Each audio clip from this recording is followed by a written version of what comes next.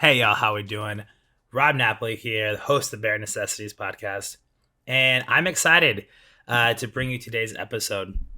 In fact, today's episode is the first episode of season two.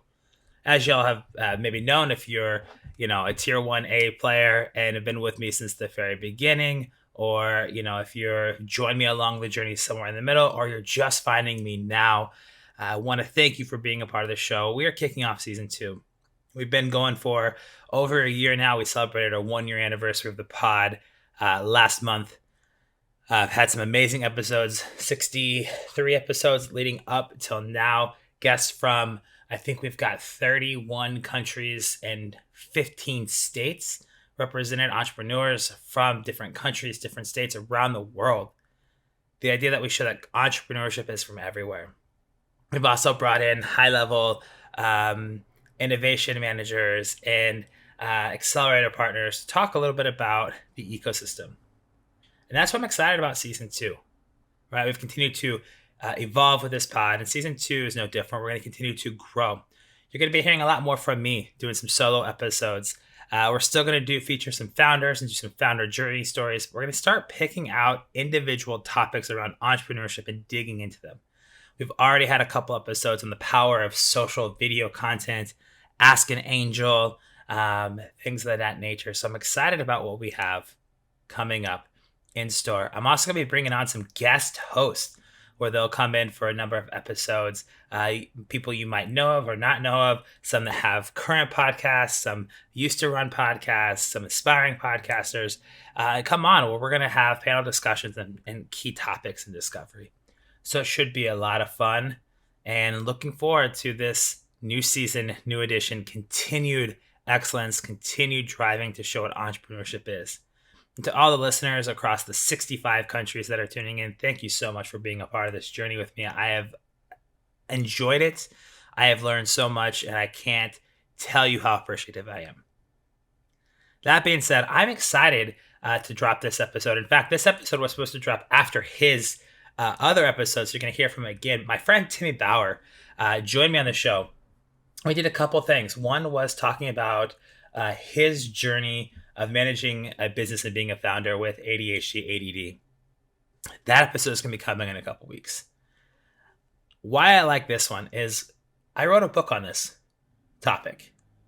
And one of the things that Timmy shared with me that he is tired of seeing people social selling. And so I wanted to dig in what that means because I wrote a book called The Social Soul, all about building your personal brand so that you can leverage that into relationships.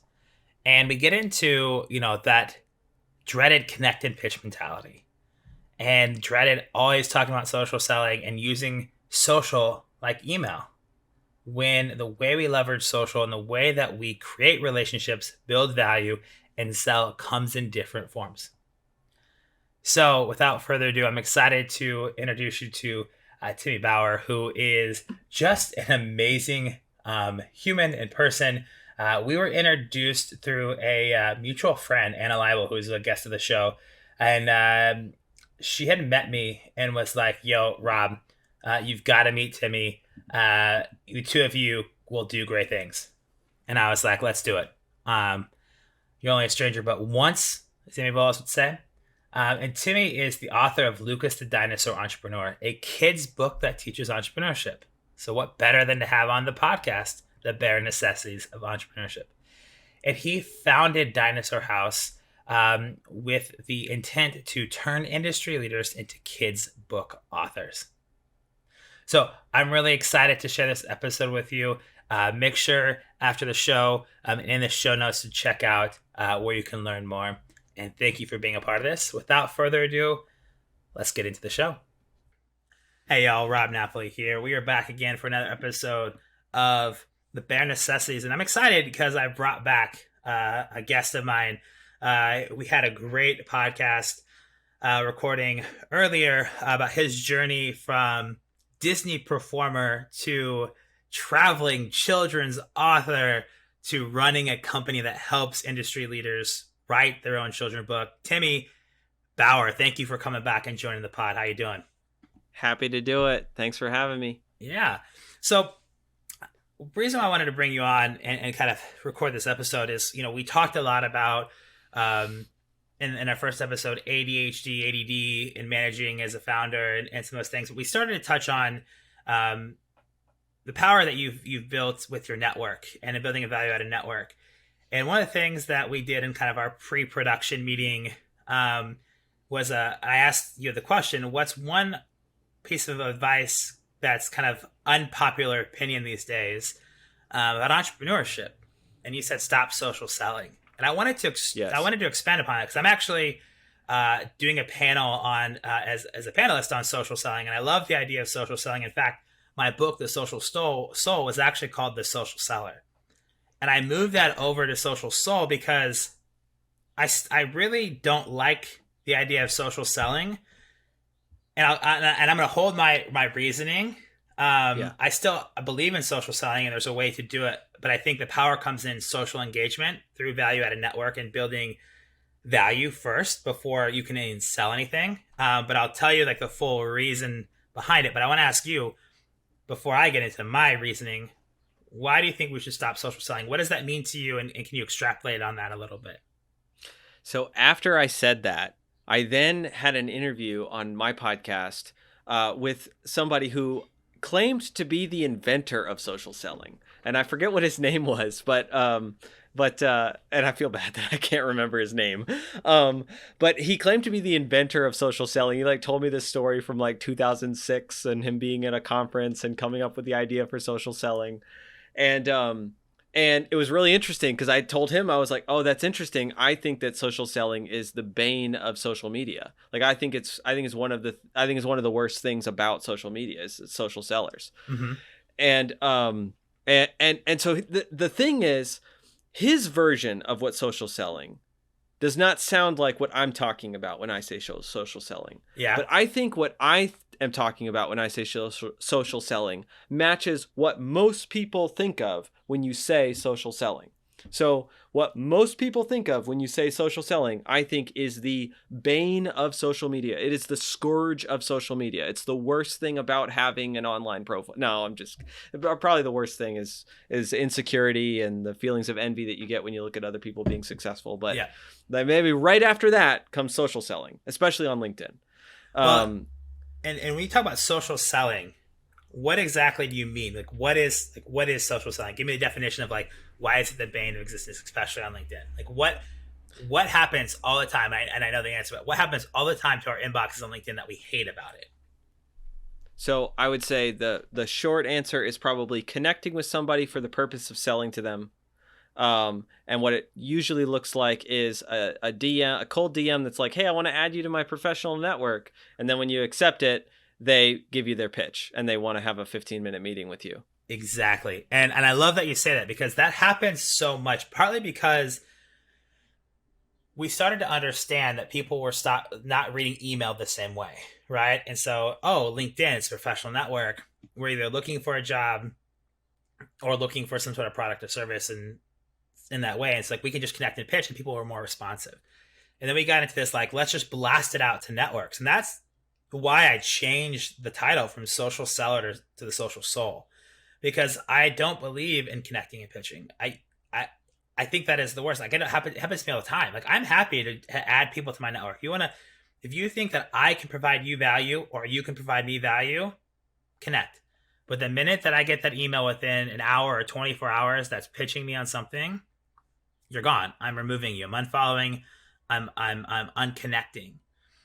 And I wrote the book, and that's why I wrote the book, The Social Soul. And I love this idea is I believe in the powers in social engagement, right? If you're going to connect with somebody, there's got to be a reasoning. And you shared a question in our last podcast. I don't know if you remember the question. What was the question that when you connect with somebody new that you think can be valuable, what is the question that you always ask them? I love this question. Yeah. So one of my favorite questions to ask people is, what is something that you currently suck at that a year from now you want to be great at? And I love that question. And what does that usually do? When people respond, what do they usually respond with? And how does that allow you to build a relationship with them? So half of the people will typically respond to something that's completely their personal life or hobby. So I get a lot of people that are, in their 40s and 50s, they'll say like, oh, I want to get better at golf. And it's like, okay, awesome. Like clearly that's a passion for you, that you're like, when I think about what I suck at, that a year from now I want to be great at, it's golf. Okay, cool. Like, that gives me something that they care about, that I can stay connected with them about. But then that's half the people. The other half of the people will say something that's like directly related to their business, them as a leader in their business, or, I need to get better at, writing better LinkedIn copy. I need to get better at time blocking and sticking to my time blocks. I need to get better at not taking my work stress home, like that kind of stuff. And the reason I came up with that question is because I think that I'm naturally not good at the consistent work that it takes to grow relationships and build and maintain relationships. It is not one of my core strengths. One of my core strengths is communication. So I always thought that I was a natural relationship builder, but communication is just the front end of relationship building. The long haul of it is consistently reconnecting and making it about the other person. See, I love that. Like, that speaks to my soul so much. And I love that question, right? Because it allows you to connect with them on something and tie back and develop a relationship. Because, the one thing I think about is sales is not linear, right? And timing is everything when it comes to selling. And so maybe now is not the right time. Maybe they're connecting with you because they want to provide value to you, or they can get value in your content. Maybe they're connecting with you because, you know what, in the next quarter, they may be evaluating a new software. And because you're a salesperson at a software company, that they want to connect with you now so they can have a point of reference for when they're ready. And I think it's really important that this idea of social selling needs to kind of shift to engagement. What I mean by that is how do we reach out and build a genuine relationship? And I know that in sales, there's a lot of people talking in sales right now about, people don't want to buy from somebody they just have a relationship with, right? Like, you don't need to have a relationship with somebody to buy a product or a service. And that's okay, right? Like there's the dark side of too much around a relationship, because then you get in this trap that they're going to buy from you and they never do. And like that becomes a problem and all that. But then there's this too transactional and somewhere in between. And I think you need to find where that balance is in your industry. But if you're going to leverage social and the true power of social, it's about building a network that you can tap into, that you can sell to later, that you can create organic conversation around first, because that organic conversation will open up the ability to ask tougher questions around their business and what they need to sell. And that's why even on my LinkedIn, I put a line in there that I'm on the hunt for the best whiskey bar in Manhattan. And that is like, anyone that's trying to reach out to me, if you want to start a conversation with me, ask me that question. Hey, what's the best whiskey bar you found in Manhattan? Why Manhattan? Why not Brooklyn? I know, and I'll answer. I know what the best whiskey bar in Brooklyn is, right? The big whiskey, the whiskey family. Like, if you go to any one of their bars, they got great whiskey and great vibes. It's like the best of both worlds. And so I think that's really important, that we need to find a way to start a conversation with somebody that's not, hey, here's my product, buy it maybe. And that just like turns so many people off in today's social media presence. I agree. And I think I'd probably say different things depending on if you are a founder or if you are a salesperson. So like founders typically do their own sales for the first couple of years of their business, or maybe the first year of their business, or at least at the beginning of the business. And so I'm in that boat. Like, all the revenue comes from me selling. That's a little bit different than being a salesperson.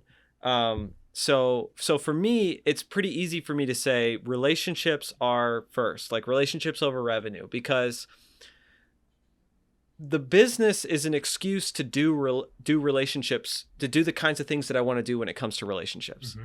And it's easy to say that when you own the business. I own the business. Like, I'm trying to influence the minds of kids. I'm trying to help parents connect more deeply with their kids over something that mom or dad is passionate about. I'm trying to help industry influencers influence the way that kids think about, different careers and think creatively about their future. So like, and I want to grow relationships with other successful entrepreneurs because I'm trying to be a successful entrepreneur. So I've got a lot of really good reasons to want to pursue relationship over revenue. Yeah. Whereas if you're a salesperson, I don't 100% know how to answer that question. My hunch is still relationship over revenue, but I'm not 100% sure what that would look like as a dedicated salesperson. And I probably need to know the answer to that question. Yeah. Well, I think it's a little different, right? And my buddy Walker McKay has a podcast where he talked about relationships are not the be all in sales. And his theory was great. Like, and this is what I love that you, and I purposely share this with you to get your reaction the way I did, because it's different when you're a founder that sells, and depending on your market, that is different. And I think that all founders should learn how to sell early in the business for a lot of reasons, which I have a whole training module on this. People have heard me understand why all the time. Founders, one, need to know how to sell a product, because if they can't sell it, how can they expect a salesperson to sell it? Two, they need to be out there listening to their clients and customers early and often. And three, how can you go sell an investor that you can go sell this company and grow it if you can't even sell the damn product to the customers you're trying to serve? So that's why I think founders need to sell. But when founders are selling, it's a different type of sale, right? And we need and there's a lot of bad advice happening in the world today about sales for startups, and especially sales for founders. Founders need to understand what salespeople go through, so they understand how to like do certain things, like using a CRM and putting in notes and like getting out of their head and onto a system, so that when they hire a salesperson later, they can learn how that works and how to do it and how to sell to this customer base. But the way a founder sells is different than a way a salesperson, right? So if you're at an SDR at an organization of 1,000 people, the way that you're reaching out and connecting and leveraging social selling is going to be different. Where I don't think you need to develop as deep a relationship. But at the same point, to your point here, you can't forget about they're a human and you need to treat them as such. So I think that the concept of a personal brand and engagement is going to be even bigger, because if I'm a salesperson and I want to sell to Timmy, instead of just connecting and pitching, maybe I don't want to make you my best friend, but I could do things like engage with your content. I can shoot you a message. Hey, really love what you did with Lucas, the Dinosaur entrepreneur. I think that was great. Where can I find more information? And in developing a two-way conversation, so that when you're like, hey, I see that you work at Salesforce, I'm actually, thinking about switching over to using some of your products. What can you tell me? You know what I mean? So you become like a value-added person in their networks. When they're timing, they can like, oh, I know Rob, who's the salesperson at this company. Let me reach out to him and ask the questions. And then it's like kind of a warm way to do a sale in a different way. So it's kind of two different thinkings. And I think that's like, we need to stop trying to jumble these things all into one. And that's why I love this topic. And I love that advice, that we need to stop. The idea of social selling really has changed, and the power is in engagement. And you need to think about, when you reach out to somebody and connect with them, that you're giving them value on the other end and not just trying to pitch them a product. It's the quickest way to lose respect. You lose your opportunity. You lose the whole kind of viability of getting them to connect with you in the first place. So that's kind of my thought about it. I'm a huge believer in the approach called content-based networking. So my best friend James wrote a book called Content-Based Networking. And what I love about it is it's on the front end about the other person. So if I'm connecting with somebody and I want to interview them or like make some content together, like my agenda is, I think what you've done is awesome. I want to shine the spotlight on you. I want this to be about you. Well, awesome. That, like, the fact that is the start of our relationship, like the reality for me is most of the people that I'm connecting with on LinkedIn, it's not hard for me to think like, oh yeah, they should do a kids book because they're a leader of such and such an industry and there probably isn't a kids book for that. So like most of the people that I'm connecting with would make a great customer of Dinosaur House. So naturally, like it's it's not hard for me to go like, okay, like it's pretty obvious, like this person should be the kids book author for such and such topic of book. But it's not obvious to them. And like, I would love for that to become obvious to them at some point. And then if it doesn't, the relationship needs to matter more. So that's kind of my approach. It's like content-based networking is sort of like I'll cold DM somebody, but the goal is content-based networking. I want to make awesome content together and in the process get to know you. I love that. I love that. Yeah. And that's what I think needs to happen more of. Even if you're a salesperson, founder doing it, and it's a little bit different in the way that it comes out. And that's why I say you don't necessarily need to build a strong relationship and be best friends, but you got to start to build a relationship in some way that is value focused first, right? And then the transaction can happen, and then all these things. So what is that value that you're giving them? What is that value that you create in their network by being a part of your network? Like, why would we link up? And I'm a big fan of not needing to, like, I don't send notes when I send out contact requests, because it's pretty clear if you connect with me, you understand why you maybe connect with me. You're either wanting to consume my content, you are somebody that I might be able to reach out to and connect the dots and sell to later, or that, you might, be able to provide me value, and you can see it two-way. It looks better if you connect without a message. It just looks better. And it's clear.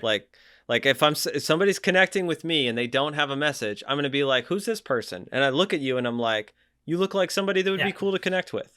But if they're sending the message, it's like, is this really why they're connecting with me? You're kind of skeptical. You're just kind of waiting for, once you accept, for that next message to come within 24 hours. That's like, hey, this is what we do. Buy from me. And it's always kind of the same thing.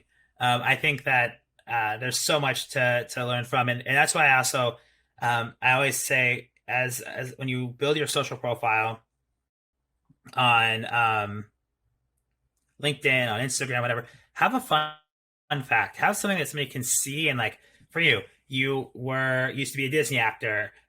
You wrote a book to connect with your brother, Tristan. Like, I have so many things that I can shoot you a message and be like, hey, Timmy, why was it so important for you to connect with Tristan and write that book? Like, I can start a conversation with you on 7 different things based on your About Me section on LinkedIn. And that's important. People out there, if you're using social to connect with people so that you can sell or eventually have them buy from you, make it about them first. Look at what content they post. Look at what content they engage with them in a way that shines the spotlight on them first, and then open that door up after the conversation has already started, a two-way conversation. And it's exactly what Timmy was saying. It's actually why I wanted to record this episode, because I think there's so much stigma around this idea of social selling, and there's so much content out there. I want to break it down because this is important to me, and it's why I wrote my book. So I appreciate you, letting me kind of do a quick wrap around with you and answer that question, because I know we just didn't get a chance to bring it up in the podcast. I was like, we need to shoot a second episode. We need to bring Timmy back on and talk about this, because it's such an important topic, I think, in today's.